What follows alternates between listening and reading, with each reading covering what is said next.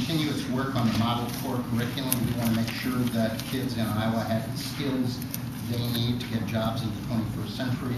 This will be our effort to create state standards. As you know, Iowa has not had state standards. We're one state only that doesn't. This is the first step towards having state standards.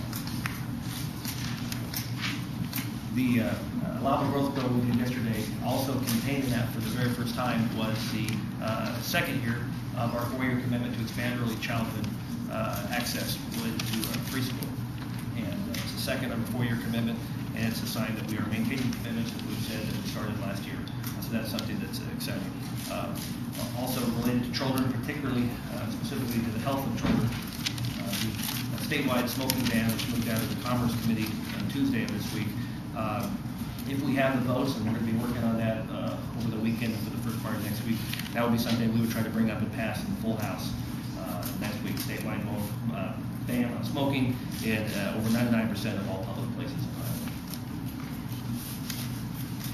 Iowa. Just to remind Iowans that we're going to keep our commitments that we passed in 07 and balance this budget, and whether it's early childhood or teacher salaries, community colleges, and so we're committed to that, and we will do that.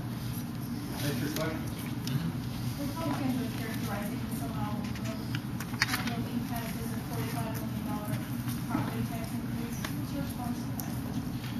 Well, I know what you're going to say, so I'll say mine first. I think it's a little bit disingenuous.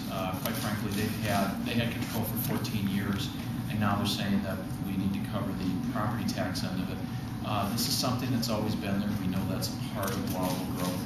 But I think the focus needs to be on, they're trying to take the issue away from education and talk about property taxes. We are going to have a debate in the House of property taxes later this year, but this week our focus was on allowable growth. We're supposed to do it within 30 days of the governor presenting his budget. We did that. It's now going to go to the governor, and the focus needs to be on what we need to do for the kids in this state to make sure they get a good education, so they can fill the jobs in this society, to make sure that kids and families have the success they need.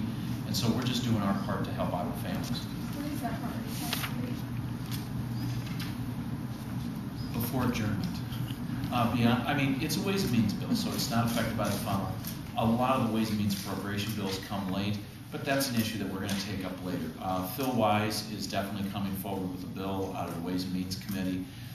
It's a question of what's going to be in that bill, and there's some things that have to be settled yet. It'll be pilot projects like we've been talking all along, and I think that's what we'll be looking at. The good part is, yesterday at the Iowa Bankers Association, Christopher Rance wants to put an amendment in to take Sioux City out. So I guess he doesn't want to do property tax relief for commercial industrial property taxes in Sioux City. I just don't want to say one thing on you said Republicans said that the allowable growth bill we passed had some sort of property tax increase. The vote was 98-2 in the House. Yes, that's an excellent. Representative McCarthy, can you stay at the mics? Can you talk? Well, I think Mike wanted to answer. That's all right. I think you've covered it. Clearly, for 40 years, we've had a partnership between the state and local school districts in the state that involves resources from both sides of the equation. So that's been in existence for 40 years, and it is a bit disingenuous for Republicans. After 14 years, Christopher Rance never once did anything on this subject. Now he seems to have some newfound interest in property taxpayers. I got to tell you, you go back a few years ago, and he was cutting $60 million out of city and county governments, raising property taxes and cutting services all across the state. I think it's a bit disingenuous. I think he's trying to cover up his own record. You know, there's one other thing here that we got. Most of 200 of the 360 school districts got declining enrollment. And if it wasn't for the property tax side of this thing, they'd be in desperate shape financially. Statewide smoking ban, you're talking about seeing where the votes are. Where do you see this heading? I mean, if you've got the votes, this is something you might do next week. How do you see that debate transpiring? All along on the issue, the biggest single thing we could do as a state on state of Iowa regarding health would be moving to smoke-free places. Now, we had kind of two camps in our caucus. Last year, this summer, this fall, one kind of pushing for allowing local governments authority over the issue. That seemed to have more momentum, to be frank with you, a couple months ago, and the other pushing for a statewide ban. That seemed to have less votes. Well, for a whole variety of reasons, since the session has started, the statewide trend, if you will, has picked up a lot of support, a lot of votes. And from a public policy, public health perspective, that would be much better. It would cover thousands of more establishments than a local option would. Also, if you have urban areas where you have 5 in Urbandale, Johnston, Ankeny, so on and so forth, Windsor Heights, you have a situation where you could have businesses on the opposite sides of the street having different rules, which could create a competitive disadvantage for one business vis-a-vis another. So the statewide ban seems to make the most sense for business, makes the most sense for health. It's not perfect. It would only cover 99.some% of businesses because there is an exemption in the bill. But it's something that we seem to have a lot of support. And where would it go? We try to move it out of the House and hopefully the Senate will give it their love to. And we've had some indications, I don't want to speak on behalf of the executive branch, but some recent indications it would be something they'd be favorable to as well. Representative McCarthy, Representative Grants characterized it that it would send people to the casinos instead of their local bar. So in a community like Sioux City where they have the option of casino entertainment, why go to their bar if they can actually smoke in the casino? Do you worry that you're pitting one business against the other with that exemption in there? No. We may see some increased business in eastern Iowa casinos as Illinois has gone to a statewide ban just over a month ago. And that included all casinos there. So there may be an uptick in business. In fact, we're hearing that business has increased 17 to 20% already in our eastern Iowa casinos. But no, I don't see. I think that's kind of a red herring argument. I don't see a flood of people running to a casino to smoke. People go to casinos to gamble. And so next week, you're going to do a curriculum bill. You may take a look at tobacco. What else? Continued committee work. Also. And did you say, could you repeat, did you say this would be the single biggest thing the state could do, you know, to improve the health of Iowans? I'm sorry. Did you say this would be the, and I just missed it, the single biggest thing the state could do to improve the health of Iowans? Yeah, but we were talking about healthcare programs and expanded access for healthcare coverage. But in terms of just a straight public policy initiative that doesn't cost any new dollars, this would be the single biggest thing that Iowa could do for public health.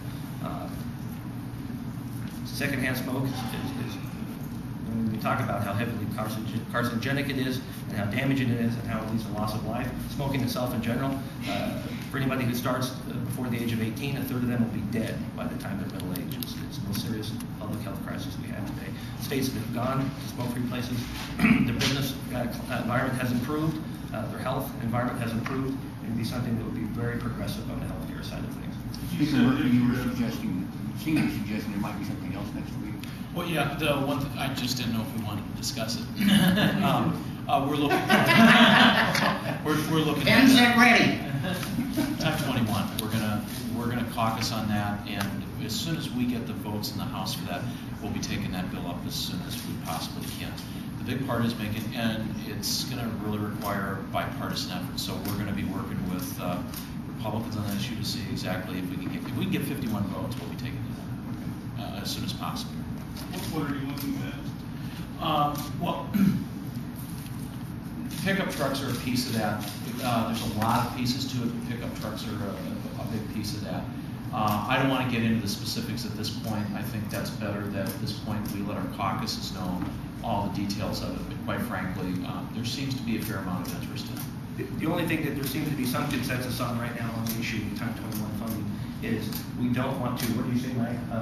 We don't want to change the rules in the middle of the game. So for someone who's already made an involuntary decision as a consumer to purchase a truck or purchase a car, grandfathering in anybody who has an existing vehicle, whether it be a car or a truck. Or an orange pickup truck. Or an orange pickup truck like Speaker Murphy has. Grandfathering those vehicles in so that we're looking at things prospectively so that Iowa's pocketbooks aren't hit after they've already purchased something. So that seems to be some consensus generated around that concept. Senator Kibbe, you sort of represent a more rural voice than these gentlemen. Any concern about the pickup truck fees, or is it time, or does there need to be? There's no concern from me. I've co-sponsored bills the last 3 General Assemblies to do something with pickup fees, to go into the road use tax fund, to fix the potholes in my district. Are you unique though, or do you think farmers would agree with you? I think they're divided, Just bring up the subject